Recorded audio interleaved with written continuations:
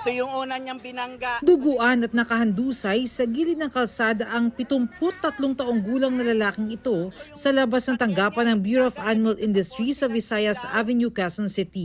Madaling araw pa lang, nakapila na siya para sana makabili ng 20 pesos na bigas. Pero sinalpok siya ng isang pick-up habang nasa bangketa. Mabilis yung sasakyan, tapos sumadsad siya dito sa nahagip na tao. Tapos pag hagip niya, 'di ba, tumalsik yung tao, gumanyan doon niya talaga ibinangga doon sa poste na yon. Naisugod pa sa ospital ang biktima na nakaladkad ng ilang metro pero binawian din ng buhay kalaunan. Sa investigasyon ng pulisya, lumabas na galing sa Isabela ang driver ng pick-up at pauwi na sana sa Culiat, Quezon City. According sa driver po, may iniwasan siyang motorsiklo na tumawid sa lugar.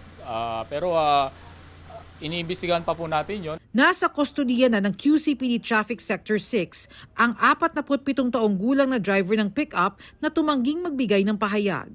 Mahaharap siya sa reklamong reckless imprudence resulting in homicide and damage to property. Handa namang tulungan ng biktima ng Department of Agriculture o DA.